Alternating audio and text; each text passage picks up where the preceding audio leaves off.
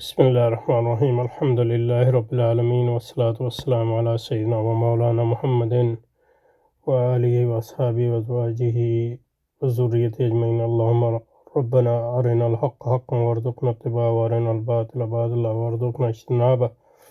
اللهم أرنا حقائق الأشياء كما هي. اللهم أرنا حقائق الأشياء كما هي. ربنا زدنا علما وعملا وإخلاصا يا رب العالمين. اللهم انصر أولياءك في غزة وفي فلسطين كلها وفي لبنان وفي اليمن وفي العراق وفي كل مكان. اللهم انصرهم على عدوك وعدوهم إنك على كل شيء قدير. اللهم فرج عنا وعن إخواننا في غزة وفي فلسطين كلها وفي اليمن وفي لبنان وفي العراق وفي كل مكان. اللهم نفس كربنا وكربهم وثبت أقدامنا وأقدامهم والطف بنا وبهم يا أرحم الراحمين. وصل وسلم على سيدنا ومولانا وسبينا وشفينا وحبيبنا وطبيب قلوبنا سيدنا محمد وآله وأصحابه وأزواجه وعترته وإخوانه وأعوانه وأنصاره إلى يوم الدين. ولعنة الله على أعدائهم إلى يوم الدين برحمتك يا أرحم الراحمين. اچھا جی، تشکیل جدید الہیات اسلامیہ کا مطالعہ جاری رکھتے ہیں اور یہاں پہ رکے تھے. پھر اس امر کا بھی ثبوت نہیں کہ فکر اور وجدان بالطبع ایک دوسرے کی ضد ہے. اب یہاں جو شروع کیا، پھر اس امر کا بھی کوئی ثبوت نہیں کہ فکر اور وجدان بالطبع ایک دوسرے کی ضد ہیں. تو یہ پیچھے جو کہ بلکہ مذہب فلسفے کا کوئی شعبہ نہیں، کیونکہ یہ محض فکر ہے. Religion is not a part. مذہب کوئی شعبہ جاتی مسئلہ نہیں ہے. یہ اصل میں ہے وہ یہ ہے، کیونکہ نہ یہ محض فکر ہے، نہ احساس، نہ عمل، بلکہ انسان کی ذات کلی کا مظہر ہے. اس پہ ہم نے پچھلی بار بات کی. لہذا فلسفہ مجبور ہے کہ مذہب کی قدر و قیمت کے باب میں اس کی مرکزی حیثیت کا اعتراف کرے.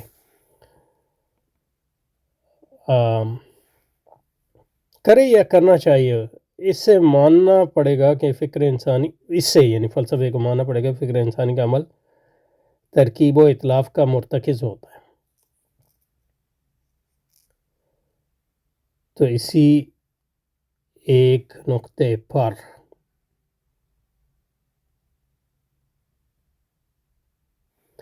اور یہاں حاشیے میں کہہ رہے ہیں کہ یعنی ہماری یہ کوشش ہے کہ ہم اپنے افکار و تصورات میں ہم آہنگی پیدا کرتے ہوئے ان کا رشتہ ایک دوسرے سے جوڑیں. یہ مذہب کے واسطے سے ممکن ہے. Philosophy, thus, in the evaluation of religion, philosophy must recognize the central position of religion has no other alternative but to admit it as something focal in the process of reflective synthesis.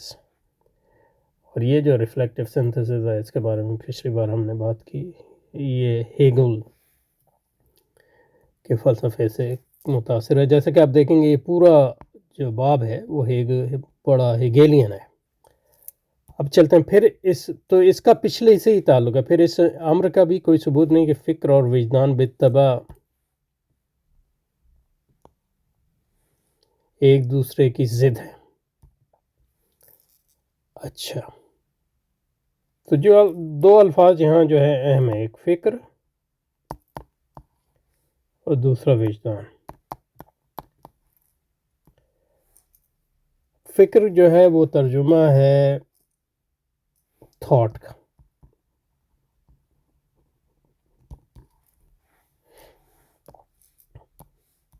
اور وجدان ترجمہ ہے intuition کا.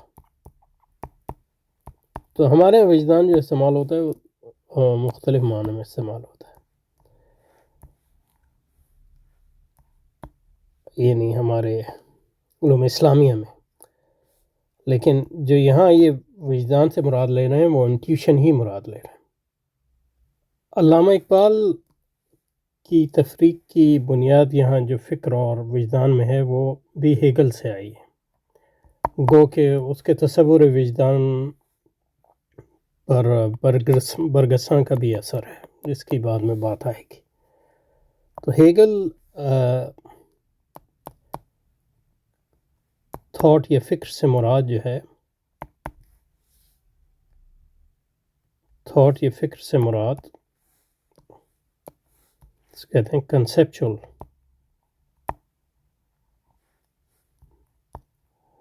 Reason, جو کہاں یعنی عقل، اس سے مراد تصوراتی عقل ہے۔ اس میں آپ کا فہم بھی آ جاتا ہے، جو کانٹ کی اصطلاح ہے، یعنی انڈرسٹینڈنگ۔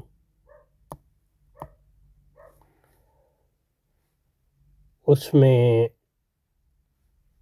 عقل بطور استنتاجی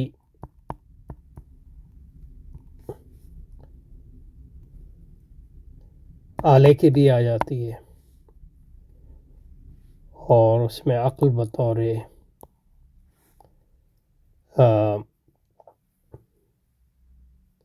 سنتھیٹک یعنی تالیفی قوت کے بھی آ جاتی ہے۔ اس کے برعکس انٹیوشن جو ہے، وہ انٹیوشن سے یا مراد انٹلیکچوئل انٹیوشن۔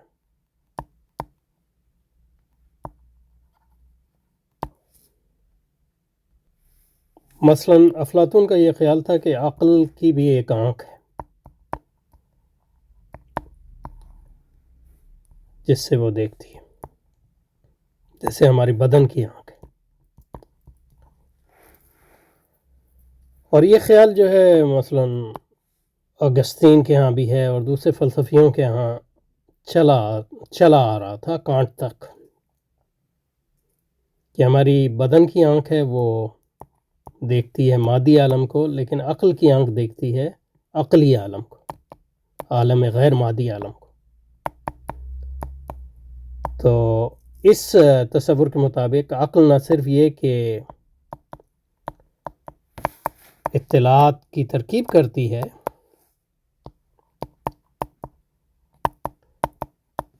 بلکہ اطلاعات فراہم بھی کرتی ہے۔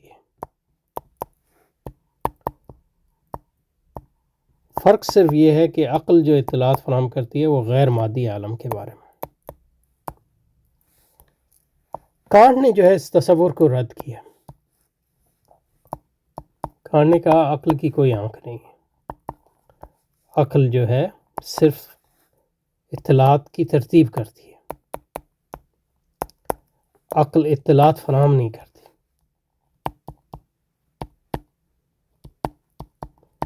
کیونکہ اس کے دلائل ظاہر ہے تفصیلی ہیں، لیکن اس میں بنیاد جو ہے وہ یہ ہے کہ اگر عقل کی آنکھ ہوتی، اگر ہو بھی، تو اس کا مطلب یہ ہے کہ اگر تمام انسانوں کی عقل کی آنکھ ہے تو پھر انسان جو ہے، سارے انسان جو ہے ایک ہی چیز کو کیوں نہیں دیکھتے؟ فلسفی کہیں گے اس کو ٹرین کرنا پڑتا ہے وغیرہ وغیرہ، لیکن فلسفیوں کے درمیان بھی اختلاف ہے۔ تو اب بدن کی آنکھ تو ہم کہہ سکتے ہیں کہ اس سے ہم درخت دیکھتے ہیں، سب ہم درخت دیکھتے ہیں، لیکن یہ کہ عقل کی آنکھ اگر ہے تو اس سے ارسطو الگ چیز کیوں دیکھتا ہے، یا افلاطون الگ چیز کیوں دیکھتا ہے، یا اسپینوزا الگ چیز کیوں دیکھتا ہے؟ تو کانٹ نے اس کا رد کر دیا۔ کانٹ نے کہا کہ انٹیوشن جو ہے، صرف انٹیوشن کا مطلب ہے غیر تصوراتی ربط، یعنی ڈائریکٹ بلا واسطہ ربط مادہ علم سے، یہ صرف حواس کا ہے۔ عقل ہمیں کوئی اطلاع فراہم نہیں کرتی۔ اور بنیادی طور پہ یہ تصور بھی تھا کہ فلسفے کی بنیاد پر جو ہے فکر یا عقل ہے، اور مذہب کی بنیاد جو ہے وہ وجدان ہے۔ اور چونکہ وجدان کی کوئی عقلی بنیاد نہیں فراہم کی جا سکتی، اس لیے فلسفہ اور عقل مذہب جو ہے بالکل مختلف چیز ہے۔ یہ ایک تصور تھا۔ تو ہیگل اس تصور کو رد کرتا ہے، اور ہیگل جو ہے کانٹ کے اس تصور کو رد کرتا ہے کہ عقل کے پاس جو ہے وجدان یا انٹیوشن کی قوت نہیں ہے، یا عقل اطلاعات فراہم نہیں کرتی. کہتا ہے عقل اطلاعات فراہم کرتی ہے، اور اس اطلاعات فراہم کرنے کا طریقہ مختلف ہے. وہ یہ کہ تجزیہ، عقل تجزیہ کرتی ہے، اور تجزیہ کے دوران جو ہے عقل پھر اطلاعات کو دیکھتی بھی ہے. تو اس میں علامہ اقبال جو یہاں کہہ رہے ہیں وہ ایک تیر سے دو چیزیں شکار کر رہے ہیں. ایک کہہ رہے ہیں کہ مطلب یہ کہ جب فکر اور وجدان میں دوئی نہ رہی، یعنی ہم نے کانٹ کی اس چیز کا رد کر دیا کہ عقلی وجدان موجود نہیں ہے، اور ہم نے ہیگل کی بات مان لی، بعد میں برگساں کی بھی، تو جو مذہب اور فلسفے کے درمیان دوئی کی بنیاد تھی وہی ختم ہو گئی. تو اس لیے یہ سارا تصور کہ مذہب اور فلسفے میں کوئی دوئی ہے یہ غلط ہے، بلکہ فلسفہ اور مذہب جو ہے جیسا کہ ہیگل نے بتایا ایک ہی کائناتی فکر، کائناتی شعور کے سفر اور تفکر ذات کا اظہار ہے. صرف یہ ہے کہ مذہب میں وہ اظہار جو ہے الگ زبان میں ہوتا ہے، استعاراتی اور تمثیلی زبان میں، جبکہ فلسفے میں اس کا اظہار جو ہے تصوراتی اور تفکری زبان میں ہوتا ہے. اور علامہ اقبال نے یہ بنیادی چیز قبول کی ہے ہیگل کی یہاں. صرف یہ ہے کہ ہیگل کے برعکس جو ہے وہ مذہب کو تقریباً فلسفے کے برابر کھڑا کرتے ہیں، اگر بلکہ مطلب یہ ہے کہ مذہب کو شاید فوقیت ہی دیتے ہیں، لیکن اس میں جو ان کا تصور ہے وہ سارا ہیگل ہی ہے. ٹھیک ہے جی، یہ اس کا سیاق ہے. اچھا جی، تو کہہ رہے ہیں کہ پھر اس امر کا بھی کوئی ثبوت نہیں کہ فکر اور وجدان بطبع ایک دوسرے کی ضد ہیں. دونوں کا سرچشمہ ایک ہے، یعنی ذات انسان، اور ایک دوسرے کی تکمیل کا سبب بنتے ہیں. تو عقل جو ہے جزواً حقیقت مطلقہ پر دسترس حاصل کرتی ہے، جبکہ جو انٹیوشن ہے وہ من حیث الکل، ایک کے سامنے حقیقت کا دوامہ پہلا ہے، دوسرا حقیقت کا دوامی پہلو ہے. تو میرا خیال ہے یہاں رک جاتے ہیں، تو بنیادی یہاں سے دوبارہ شروع کریں گے انشاءاللہ اگلی بار. بنیادی بات جو کہنا چاہ رہے ہیں وہ یہ کہنا چاہ رہے ہیں کہ عقل اور وجدان میں کوئی فرق نہیں ہے، تو اس کا مطلب ہے مذہب و فلسفے میں بنیادی طور پہ کوئی فرق نہیں ہے، وہ ایک ہی حقیقت کو مختلف انداز میں جاننے کی کوشش کرتے ہیں. تو اس کی اب تفصیل بیان کریں گے. سبحانک اللہم و بحمدک، نشہد ان لا الہ الا انت، نستغفرک و نتوب الیک، وصلی وسلم علی سیدنا محمد و آلہ و صحبہ و ازواجہ و ذریتہ اجمعین برحمتک یا